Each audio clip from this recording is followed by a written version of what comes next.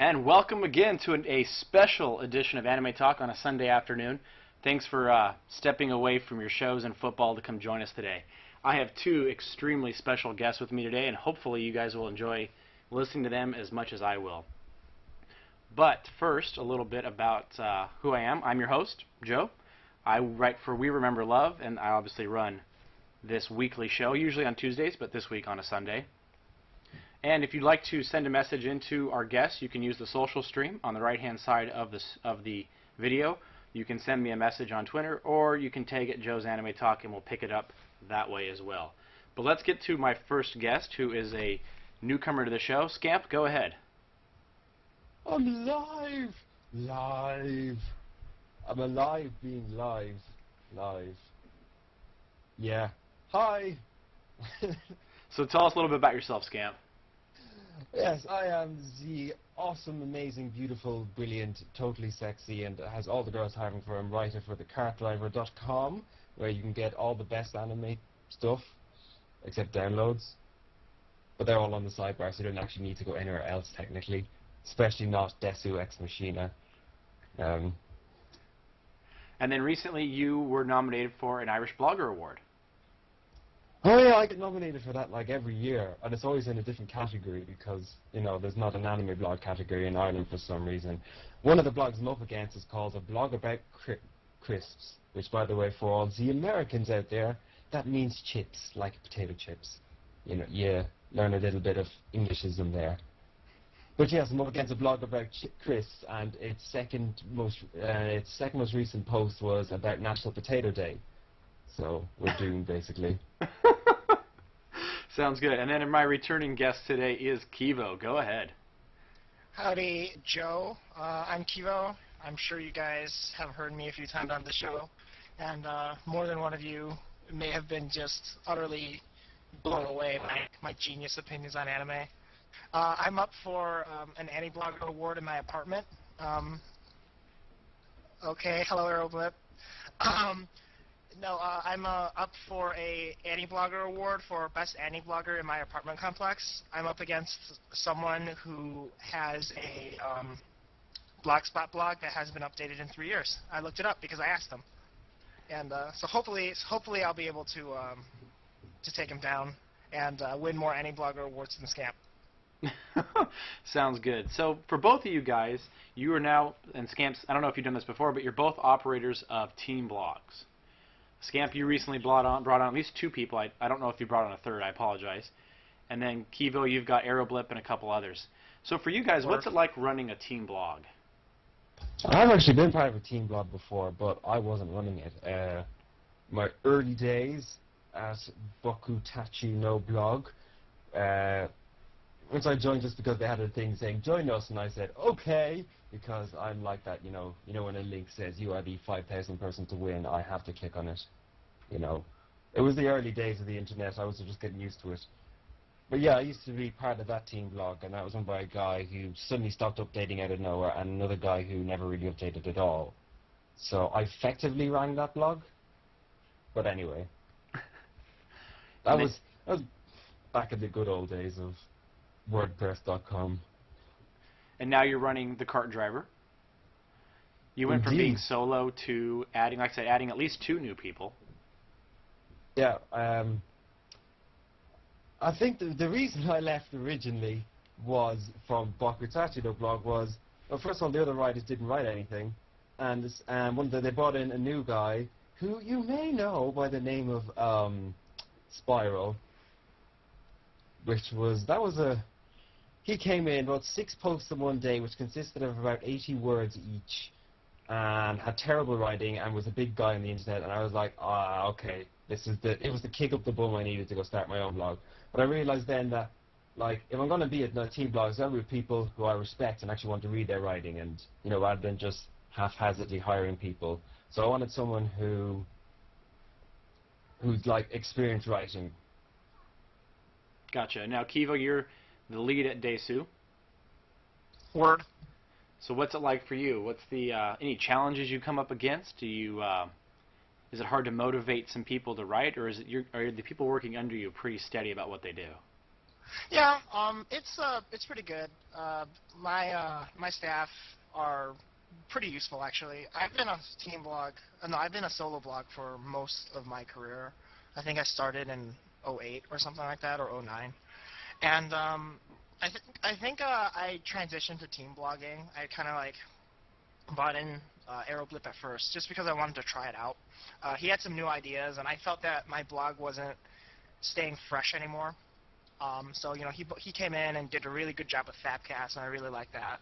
And then I don't exactly have the pull to recruit people like Shimaru and Inushinde.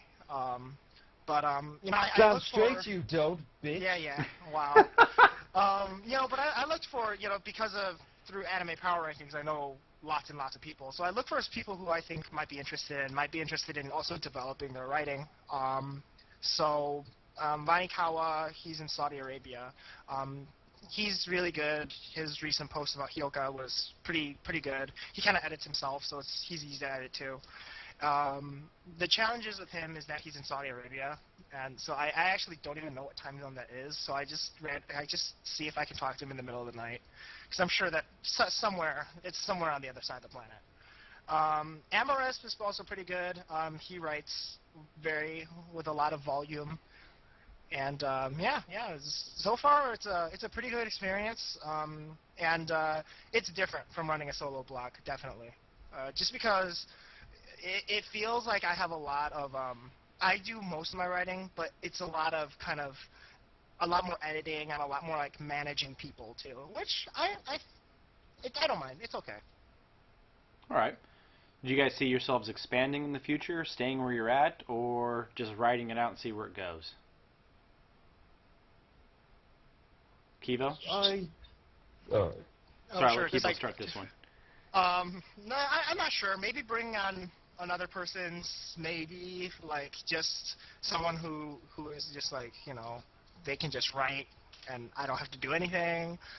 I don't know. I don't think I'm going to be opening up like a Deus Ex Machina chain store anytime soon. Not going to be expanding into the food business. No. It's just an anime blog. I'll bring someone on if I feel like I need to. What about you, Scamp? At the moment, no. If I was going to bring on someone, it would be to do something totally different, like a podcast, basically. Like, I'll steal Aeroblip away from Kevo, because I'm sure, he'd most prefer to do a podcast in the cart driver rather than Deus Ex Machina, because, it's pretty obvious, really. Yeah, I'd agree. Gotcha. I'm glad we agree on something, Kevo. That first bit of intelligence you've displayed in a long time. So, guys, we're finishing up the... Well, sorry, go ahead. I think I was just going to insult Kevo again, so you can carry on. So, guys, we're finishing up the fall season. We've already had our first round of finales between the last 2 weeks. We've got the summer season, excuse me. We've got the fall season coming up. Scamp, you've released your season preview. Kevo, I don't think you guys released one, do you? I will do one this week. We kind of did the Fabcast for about season previews, but I'll do a formal one this week. Okay. So, in looking, you guys are either done them or preparing to write yours. What show are you guys, or between the two of you, what show are you anticipating the most? Scamp, I think you look... What was that again? Aikatsu, obviously. That's your most anticipated this season? I think that will be the show that will surprise everyone. Okay. Then what show do you think is going to be least likely to live up to its hype? Ooh, that's difficult because sometimes it's hard to tell what is hyped and where it's being hyped. So, show that won't live up to the hype I've given it is a little bit different to what everyone else. I mean, you've got stuff like... what people are actually looking forward to this season.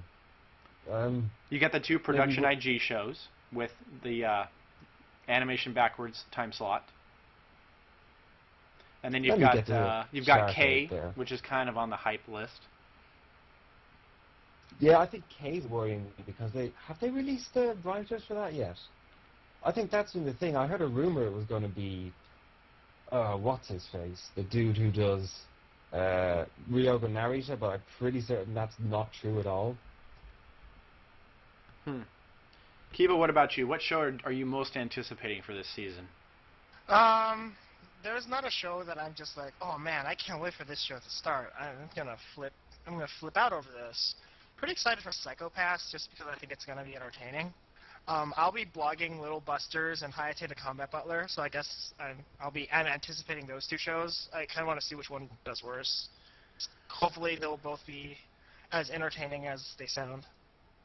Hey, Kevo, you really like The Idol Master. I'm right there. See, I think that's a show this season that you might like. I can't forgotten its name now. Oh yeah, what is it? Aikatsu. Yeah. What about Aikatsu? Okay. I just think it might be your thing. All right. So speaking of that, if you guys want to transition to that, let's listen to Kevo's thoughts on Aikatsu. I can't even say it right. You guys ready? All right. Let's play this. Oops, wrong one. That's the Idolmaster opening. That's probably not the right one, huh? Here we go. Kevo Idolmaster openings is always okay to play. Here we go. Kevo's comments on this particular subject. Before we start wrapping things up, there's one loose end I need to tie up. The difference with Aikatsu is that it's not aimed at young boys. It's a card game about training up little girls to become the best idols ever. Basically, it's a card game version of Idolmaster. So, it will probably have the audience split between little girls and 20-something-year-old idol otakus. To add to that, it's being supervised by Seiji Muzashima, director of Full Metal Alchemist, Ungo, Gundam 00, along with a bunch of other reasonably talented staff. Blah blah blah. But a disproportionate amount of other people I follow on Twitter love Precure and the recent Idolmaster anime. So, if you're a fan of those kinds of shows, I hazard a guess this might be a close in tone to them. Right. Kibo and I love the Idolmaster. Lurks also loves the Idolmaster. Right. According to Mr. Scamp, if you love the Idolmaster or Precure, you're gonna like Aikatsu. Scamp doesn't know what he's talking about, okay? I'm calling him out. Time out. Listen to this, Scamp, okay? You don't know shit about Moe, okay? Like, I don't care. He's gonna hear this. I want him to hear this. Okay, fucking frame it. Frame what I'm saying and send it to him. This podcast is now geotagged. Scamp doesn't know shit about Moe, okay? He does not have Moe in his heart, okay? He has not opened his heart to fucking glorious shows like The Idolmaster, glorious shows like Yuri Yuri, glorious shows like Heartcatch Precure. He doesn't know what he's talking about. He doesn't understand how cute girls work, okay? And if he thinks that Aikatsu, the fucking show by Sunrise, can even come close, okay, to being legit, to come close to being, like, awesome as Precure, as awesome as Idolmaster, okay? Then that guy is off his motherfucking rocker. This is the same guy, by the way, who proclaimed that Guilty Crown will be the greatest show, like, of all time. Okay? Call out. The call out. Come at me. Seriously, come at me. I'm only across the Atlantic Ocean. So, he did come at you, Scamp, today, live. So, Scamp... On the big live show. Yes. So, Scamp, your thoughts on Kevo's comments? Alright, so let's have a little step back and look at Idolmaster for a sec. Alright, God. So, do you know, okay, why was Idolmaster popular? Why did it do a hell of a lot better than, say, Idolmaster Xenoglossia? Kevo, this question goes to you. Okay. Idolmaster did a lot better than Idolmaster Xenoglossia because of two reasons. I'll entertain you. One, it was a more loyal and creative adaptation of a really popular franchise that Idolmaster Xenoglossia, from the adaptation point of view, did not even attempt. And two, because it was goddamn motherfucking entertaining as hell, had really great characterization, narration, exposition, and character development, and all that good stuff. I believe you'll find out that is wrong, Kevo. The actual correct answer is because they hired a bunch of Bones and Gynex staff to make it, rather than it's a bunch of nobodies. That's 0 points to Kevo so far on this quiz. Right. Now, so they hired a bunch of Bones and Gynex staff to do a show that was previously attempted to be animated, didn't really work. So, now we have to take a look at Aikatsu. the big series producer in this being, what's his face, Seiji Mitsushima, who's worked previously at, what are they? Oh yes, Bones and Gainax. Huh, funny that, right? Now, let me just get up the Aikatsu staff page here. Give me a sec. Okay, right, we've got here people working on Aikatsu. First of all, Sunrise. Okay, actually, yeah, this is what Aeroblip said in the podcast, which I don't think she was heard in that, was that there's a bunch of these kind of shows made every season, just kind of random children's shows involving, you know, pretty girls and stuff. That's true. There's one, not maybe every season, but every year. Usually what happens, though, is they've got absolutely nobodies on them. Like, just a bunch of people who've never made anime before, so they usually suck. Difference is this, as I said, you've got Seiji Mizushima. Okay. Whoa. Joe, there's a vacuum cleaner in the background. Is there? I apologize. Hold on. My computer fan came on. Things are getting warm. What was that again? Go ahead. Damn, you caught me off. I was in mid-rant. Sorry. When I hold down to push the talk button, I can't move my mouse to see the other staff. But anyway, that's not important. What's important is, staff on Aikatsu include person doing the editing. Also worked on like a bunch of bone shit, like Full Metal Alchemist Brotherhood and so on. I'm going to stop you right there, Scamp. Who's the director of Aikatsu? Oh, give me... Kevo, wait. You gotta wait. I'm building up to it. Oh, right? okay. If you're building up to the director of Aikatsu, I really want to hear this.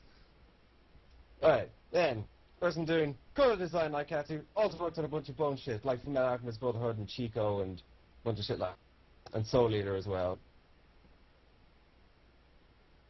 Then we've got... What's his name? Can't see the fucking name. Hiromi Kikuta was sound director on Aikatsu.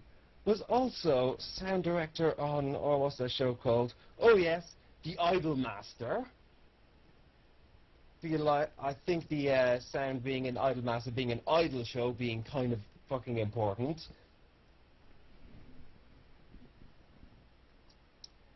Art director on Aikatsu, Yuji Onuki, also happened to be art director on, what's this little show called? Eden of the East, Full Metal Alchemist Brotherhood, Guilty Crown, okay, bad show, good art, and another show called, oh yeah, The Idol Master. Let me get some more here. Yeah, that was a...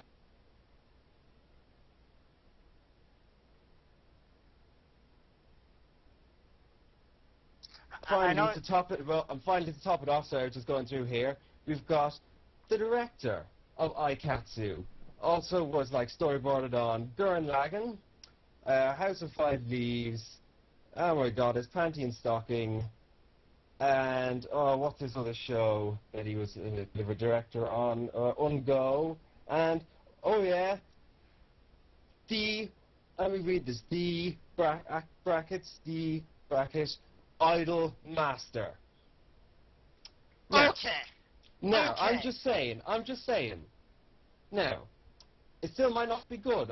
It said in the thing that I'd hazard to guess this might be for you guys. It seems like kind of a weird one, but, you know, all the staff are working on it. And, you know, sometimes staff are working on one thing, it doesn't necessarily work if they work on the next thing. But, you know, when there's two shows, similar art styles, similar, the trailer just came out, similar art style, similar directing style, same staff. Now, I don't know about you, that tends to be a pretty good sign that the shows might be similar, particularly where they're the same fucking concept, they're about idols.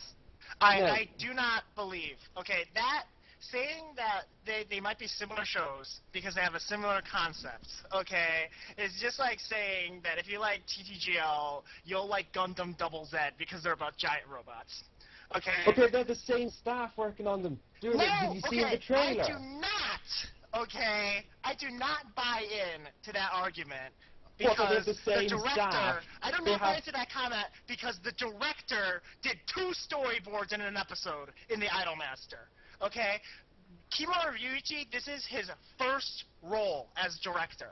Okay? Second of all, outside of the staff, source material, bro. Okay?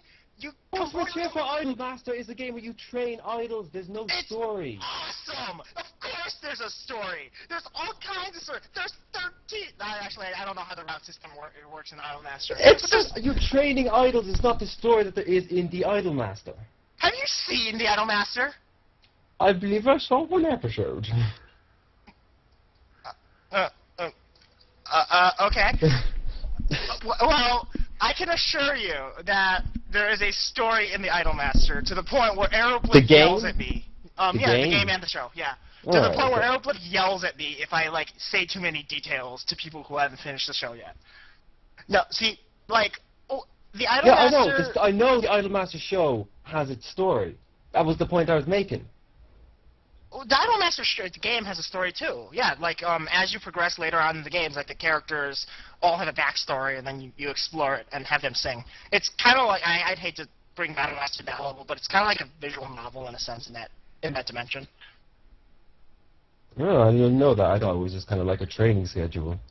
Anyway. Yeah, I didn't know either, to be honest. But then I saw some like Idolmaster gameplay. I'm like, oh yeah, that's where they get the story for the show. It happens. Did they really follow that in the anime though? Because that seems like they wouldn't work at all. Yeah, Chihaya's arc and Haruka's arc, like they do some elements of each character of like two of the main characters show. They kind of combine it and like mush it around a little bit to make it flow into a 24 episode kind of segment. Well, I thought they changed the entire thing around. That was what I was hearing. No. Totally. Well, yeah, but regardless of that, I mean, sorry, like, far be it for me to write off shows before they even air, but one does not simply claim that some random show from left field is going to be perhaps the second best show of the decade. That's just my upfront with what you said about Aikatsu. What? Okay, what did I say? I said it. I'd hazard a guess. This may be similar in tone. I mean, I don't see that, because the Idolmaster isn't good just because it's cute girls doing cute things. The Idolmaster is good because it depicts very finely and well the struggle of many girls, many strong characters and weak characters, develop into, like, that strong idol persona and strive towards their goals. And in that sense... And you're saying Aikatsu won't be that? Aikatsu's based off a fucking trading card game. Idolmaster is based off a game in which you train up idols. Gundam is based off the idea that we can sell these toys to kids. So? I am not convinced that the story that they can fucking spin up for Aikatsu will come close to the story that they pulled out of their ass for the Idolmaster. Pirates of the Caribbean is based off a ride at a theme park.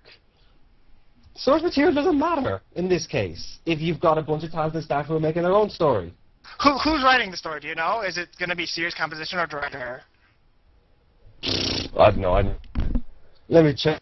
Because you know, Kimura Ryuichi's this is just experience and capping cuties will be absolutely critical to his, you know, his ability in Aikatsu.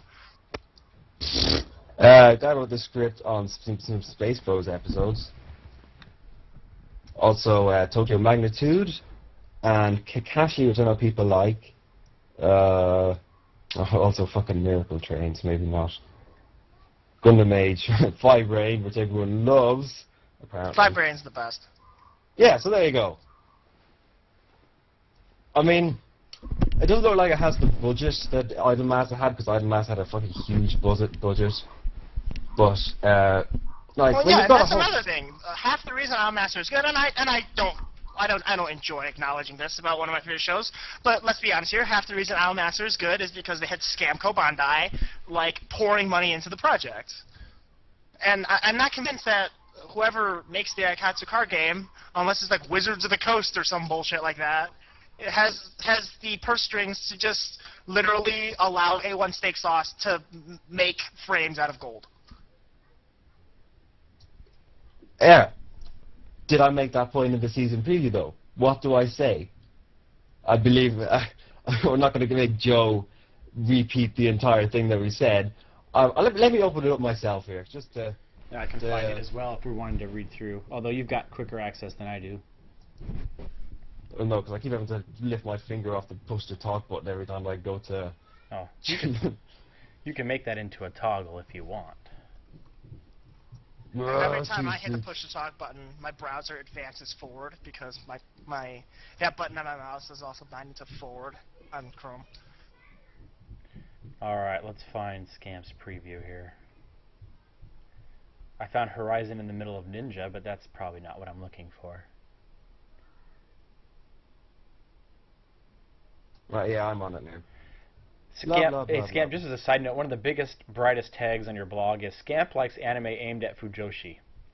Yeah, I'm not saying I'm going to like Idolmaster or Aikatsu. I'm saying people who like Idolmaster, and I think there's a definite hint of the Precure to it, because it's got CGI dancing and shit like that. Is there no value of franchising for you? Like, Precure isn't good because... Okay, yes, Precure is pretty good because it is also pretty good in its own right. But so much of it is also based on... It rides off a franchise. It rides off every other... Joe Animated has tons of feedback right now, sorry. Oh, sorry. Yeah, it rides on all the other shows that's come before it. You know, like Isaac Newton, the famous anime director, once said that he's great because he stood on the shoulders of giants. Okay, like that's but the best Precure after Heartcatch is the original. So. Oh, okay, that's an okay opinion to have. But I mean, your opinion is okay. So, Scamp, what do you want from your preview then? What did you want to reference to? If you're a fan of those kinds of shows, basically Precure and the recent Idolmaster, I'd hazard to guess this might be close in tone to them. Yes. Well, the thing, I don't know. Like, there's just, I looked at Aikatsu, and you brought up some points about how it has like the same staff and everything, and while that is true, I don't agree with the axiom that a good staff automatically makes a good show. But like, there's a ton of girls show, like little girl show every season. Not everything can be appealing to everybody like this. It is not, yes, but the difference between the other little girl shows, like, oh, I need to go back to the charts and look, but there was this one about ice skating that was out recently that, like, even the people who like those kind of shit said it was terrible. So, there's like Jewel Pad and things like that too. Yeah, like. They have nobody's working on them though. That's kind of the point. Whereas this has a whole bunch of the staff of Idolmaster, and it's a show about idols, so they're clearly trying to get that same crowd interested. That's how I interpret it anyway. Plus, yeah, and also you missed the main point that it's also based on an arcade card game, which is something that people like that would play. Yeah. I thought it was just a collectible card game. Well, okay, well, I also would be afraid if, like, little girls that are 9 or 10 years old are buying trading cards. Something's fucked up with Japan if that's also what's going on.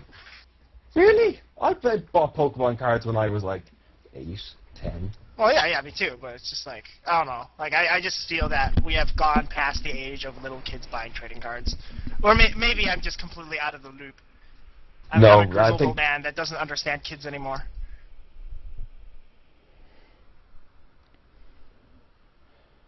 So for our guests watching today, if you have any questions for our two in-studio guests, please put them in the social stream there. I've seen some half-serious questions, but if you guys have any real questions, go ahead and post them there, and we'll get them when these two have settled down a bit. My face when Scamp says Idolmaster more than me on a show. Can we talk about a good show now?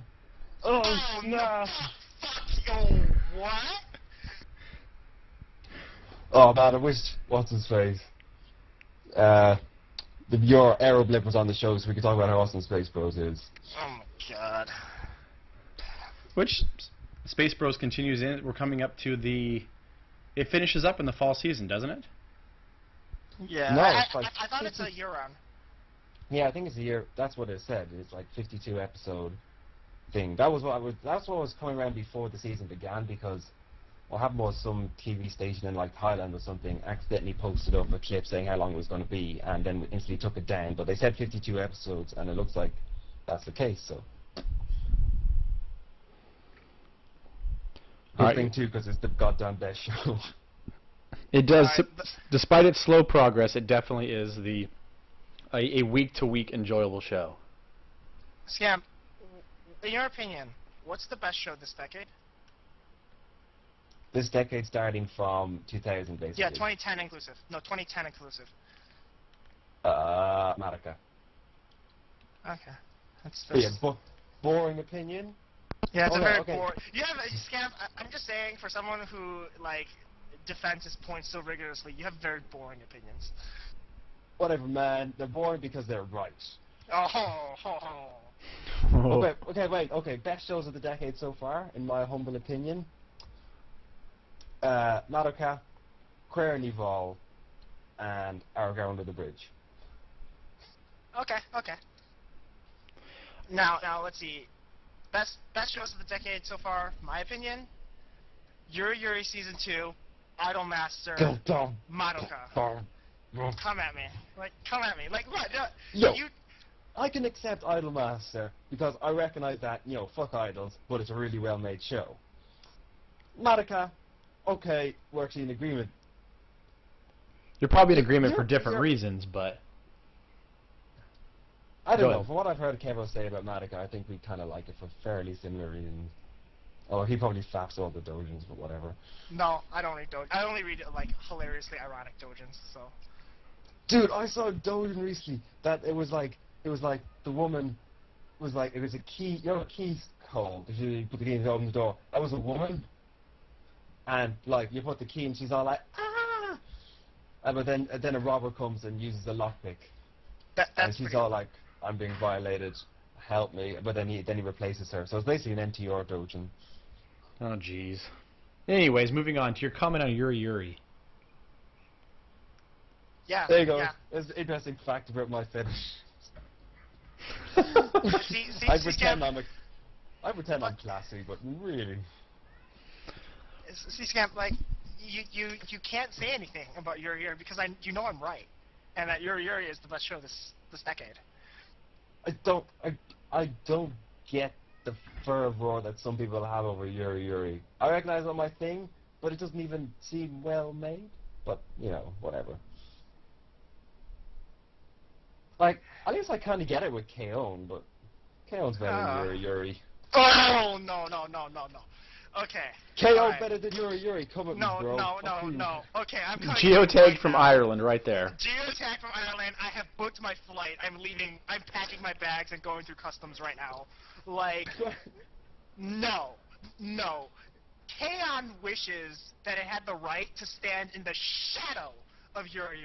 Okay? Now, I liked K-On! Actually, but fuck, man, Yuri is even at the meta level hilarious because it's actually one giant parody of how stupid Yuri shows are in general.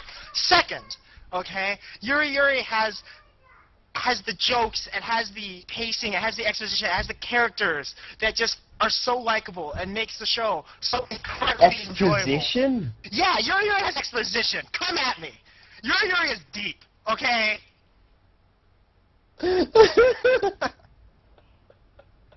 I mean, like, think about it. If you really just break it down and think about it, okay? It's like a Kafkaesque analysis of how absurd life is, okay? And the vain search of love in the sea of Enwa, okay? That is society today.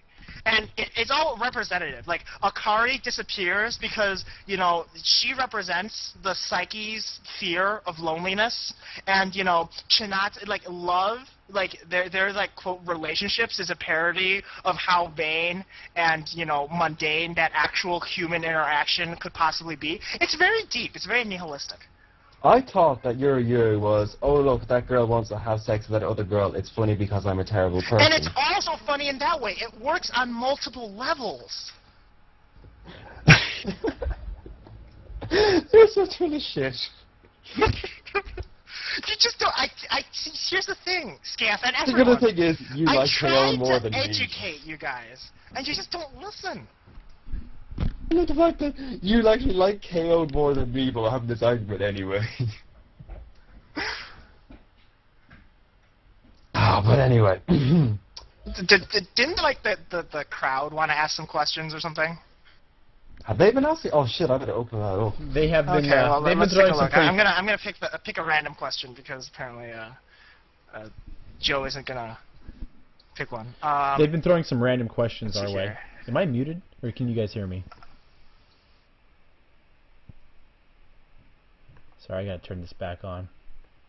Sorry, I had my I had to mute to stay out of the conversation. But yes, we've had some interesting questions in there. Do you guys, from one of your best friends, do you guys do self-dentistry? I've done it. Self-dentistry means brushing your teeth. So Thanks, Scamp. I know that. so Diz So it asks. took me a second to cop on. So Diz asks, why did you give up on Moyashamon, Scamp? I watched all of my Ashiman. I mean, I probably shouldn't have, because that second season was not good. Be careful what you fucking wish for. But, like, I watched it the whole way through. Man, fuck the second season of my Ashiman. That was... I think that's what they're discussing, is the second season is probably where his question pertains. So he said, why did I give up on it? Yes. I didn't give up on it. It gave up on itself by being crap. Yeah. I watched it all the way through. I wanted to believe in my Ashiman. But, you know, it couldn't believe in itself. It took everything that was going for Moyashiman, the franchise itself, and just threw it all out the window. And it's like, hey guys, let's go to France. To be honest, the part where they went to France was like the only good bit. Yeah, and then the final episode was just like, oh my gosh, I'm dropping the show on the final episode. Like, I don't know. I talked about this in other places too. Like, yeah, the part in France at least is interesting because they're somewhere else. But my little pet peeve about anime depictions of them going to other countries like Europe and stuff, like, they never make an honest effort to use the setting creatively. You know, I mean, you're in motherfucking France. That's like on the other side of the world. Like, but there's nothing French about that part of that arc of Moyashiman. There's nothing British about, you know, the K-On! Movie. It doesn't attempt at all to even play into that character understanding of plot, which is probably too much to ask from a show like Moyashiman, which couldn't season 2, which probably couldn't even tie its shoe at the rate that I see the clumsiness of the direction. But yeah, like that was what pissed me off about the France art for me.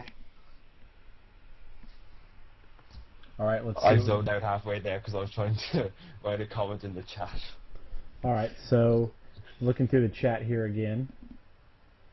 So, just as a random question then, best show not including anything Moe related from the summer season. Well, what all anime is Moe nowadays, did you hear? True. Or you could classify Jinrui as not being Moe.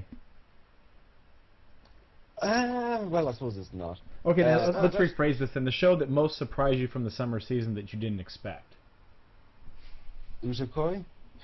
Isn't that like the only person who watches that? Few people watch Uzukoi. But I was surprised by how mediocre it was. That's my I was expecting to find it boring, and it was a hell of a lot more self-aware. And dude, episode 7, it was the most amazing thing. They played a character. Yeah, I had bright spots. Are you watching it the whole way through? I kind of dropped it after 3 episodes. Sorry. You should watch episodes. To be honest, actually, the second half of the show hasn't been great. When they changed arcs, they changed timelines, so they kind of, just as we got to know the characters, they then changed arcs, so that was kind of like... See, I hate it when shows do that. Do they not want the show to be good? Like, is that the problem? I mean, the issue with the thing is these poets come from different eras, so they kind of have to switch eras. The new characters just weren't interesting, and they didn't have that same trio of enjoyable characters together. And, like, goddamn, the show couldn't come back after they had a Formula 1 race with ox-drawn carts. The show kind of just, like, after that it was like, well, shit, we can't go, everything's downhill from here. Okay, so what's the question? What's my favorite show from summer that's not Moe? How about the show that surprised you the most from this summer? Oh, the show that surprised me the most from this summer. Okay, well, I gotta answer Yuri Yuri, but like that's because I only started watching it this summer, and it's my direction ever. So I will have to say, outside of that, I kind of expected not Jinrei to be good.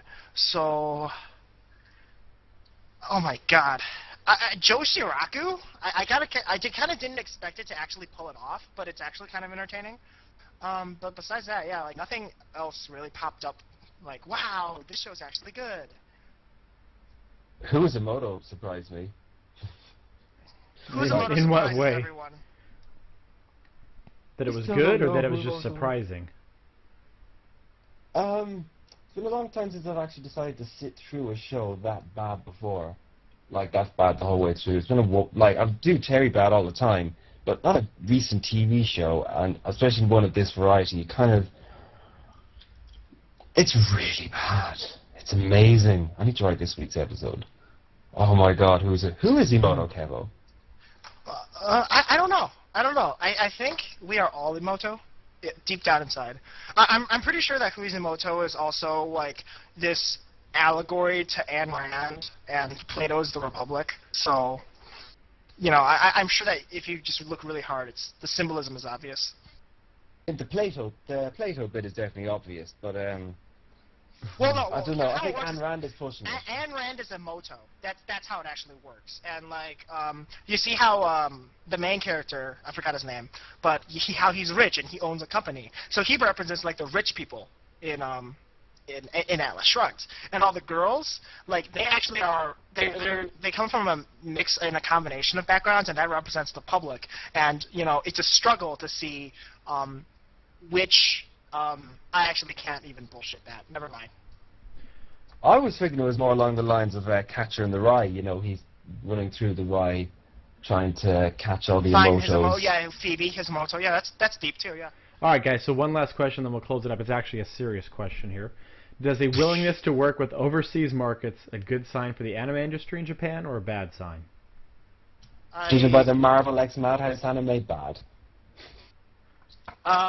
From outside of that, of specific examples, I struggle to see a market expanding internationally as a bad sign. I don't think it's a sign of desperation. I just think it's, you know, they want to expand to a bigger market. It's not like they're going to neglect the Japanese market. That'd be silly. I believe the international market for anime, this is a 2-year-old statistic, but I believe it's around 20%. A little bit of, not a significant portion of that is just Asia, not the United States. So if that question is referring to like licensing with Crunchyroll and more aggressive digital distribution methods, it only is a step forward for anime and not a step back. Wait, why are we being serious in this chat? I'm confused. I'm sorry. It's one of Because the, you see, we're into the our current model final of, like, our final selling questions box from our DVD guests. sets in Best Buy doesn't work, and it will never work. Just because the anime fandom is thinly spread out across the United States and England and other English-speaking countries, and when you're competing for brick-and-mortar shelf space, a thinly spread out population is equal to no population at all. Because if only like 10 anime fans live in the area that this Best Buy serves, they would rather sell like a CD or an album that has like 500 fans, and that'll happen all throughout the United States. If all the anime fans in the United States all were like in one cluster in the United States, like that one cluster would be like a mini Japan. Just because, you know, a Best Buy or any other album DVD shop would see that it is profitable to stop anime stuff. Digital distribution alleviates that problem because there's no such thing as a shelf space per se on the internet. So a thinly spread out crowd of niche stuff, and there's a lot of niche stuff out there if you add it all up, can all be serviced because it's almost like an unlimited shelf. And location is not a barrier to getting what you want. It's called The Long Tail by Chris Anderson. Read up on it, bros. But on the other hand, there's apparently a big anime fandom in San Marino, because out of one of the very few places where they're showing the Madoka movies and an international release, they've got like 2 in America, like 2 across Asia, and then there's like one in Spain, And then one in San Marino. Well, San Marino is a very crowded city-state, so if it's just an entire city-state full of weeaboo otaku, I'm okay with that. It's like a mini Japan. All right, yeah, guys. And so the big San Marino anime fan community. All right, guys. So any final thoughts before we finish up for the day? Kevo, why don't you start? Get your final thought in. Okay, cool. Sorry for going into the finer details of digital distribution. I hope everyone found the show entertaining. Please visit my blog, and Aeroblip, you're going down in fantasy football. Scamp, what about you? I'm just singing loose, singing last, set it loose every la. Okay. All right. So, thank you all for watching today. You can find this show and others at my blog at joeanimated.wordpress.com. There's a podcast feed there you can link to. I think it's also available on iTunes if you search through it in there. Also, these videos are posted on YouTube at the same name. And if you are interested in joining me sometime like these two fine gentlemen have, you can send me an email and we will get you set up. Or you can send me a message on Twitter. It's just as easy. Again, thank you, Kevo. Thank you, Scamp, for coming on. No problem. See you later, guys. Thanks for listening. and to answer Finn's next question, yes, more people should watch Joshiraku. All right. Have a good. Probably answer all these questions as well. Oh, too late now. Oh well. Yes, no, and only with cheese. There you go. All right. Have a good afternoon, everybody, or good evening. Ciao.